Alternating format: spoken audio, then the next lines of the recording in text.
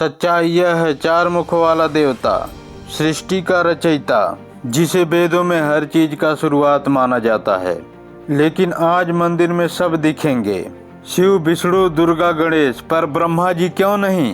क्या कोई श्राप था या इसके पीछे है ब्रह्मांड का सबसे बड़ा राज? नमस्ते दोस्तों, आज हम उस सवाल का जवाब ढूंढेंगे जिसने सदियों से लोगों को उलझा रखा है। आखिर ब्रह्मा जी की पूजा क्यों नहीं होती? हम इसे किसी अंधविश्वास की तरह नहीं बल्कि कथाओं, इतिहास और भारतीय दर्शन के माध्यम से समझेंगे। तो कहानी शुरुआत करते हैं। हिंदू त्रिमूर्ति में ब्रह्मा जी की भूमिका सबसे अलग है। वे सृष्टि का निर्माण करते हैं। हर जीव, हर युग की शुरुआत उनसे होती है, लेकिन निर्माण करने वाला हर जगह पूजनीय हो ये जरूरी नहीं, क्योंकि रचना के बाद पालन और संहार का काम विष्णु और शिव करते हैं, जो सीधे तौर पर मनुष्य के जीवन से जुड़े हुए हैं। एक प्रसिद्ध कथा आती है, ब्रह्मा और विष्णु के बीच श्रेष्ठता को लेकर विवाद हुआ। तभी एक अनंत ज्योति स्तंभ प्रकट हुआ, शिवलिंग। विष्णु नीचे की ओर गए और लौट आए, सत्य स्वीकार किया। लेकिन ब्रह्मा जी ऊपर की ओर गए और एक केतकी का फूल लेकर लौटे और कहा, मैंने शीर्ष देख लिया। तभी शिव जी ने कहा, जिसे तुमने नहीं देखा उसका दावा क्यों? वहीं ब्रह्मा जी और केतकी फूल पर प्रतिबंध लगा।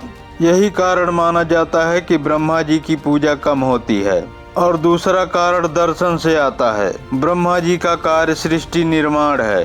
एक बार निर्माण हो जाने के बाद उनकी भूमिका सक्रिय नहीं रहती, जबकि दैनिक जीवन में पालन विष्णु, सुरक्षा और संहार शिव जैसी शक्तियों को ज्यादा याद करते हैं। कुछ पुराणों में एक और कहानी मिलती है।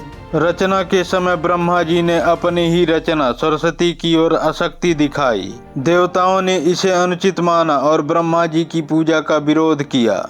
यह प्रतीकात्मक कथा दर्शाती है कि चाहे आप सृष्टिकर्ता भी हो, धर्म और मर्यादा सबसे ऊपर है। पूरे भारत में प्रसिद्ध केवल एक बड़ा ब्रह्मा मंदिर है, राजस्थान का पुष्कर मंदिर।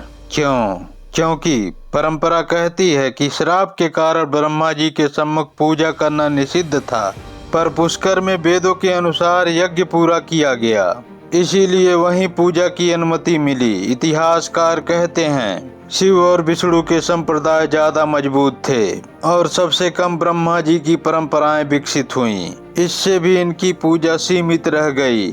अगर आपको ये कहानी पसंद आई तो एक बात याद रखें, ज्ञान तभी फैलता है जब आप उसे आगे बढ़ाते हैं। इस वीडियो को शेयर कीजिए और कमेंट में लिखिए, क्या आपको लगता है ब्रह्मा जी की पूजा होनी चाहिए?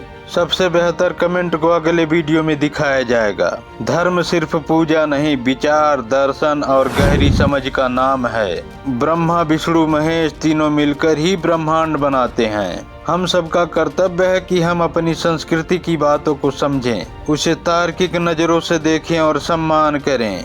मैं हूं आपका मित्र रमेश चंद्रा। फिर मिलेंगे एक नई कथा में, एक नई सीख और एक नया रहस्य लेकर। जय श्री हरि।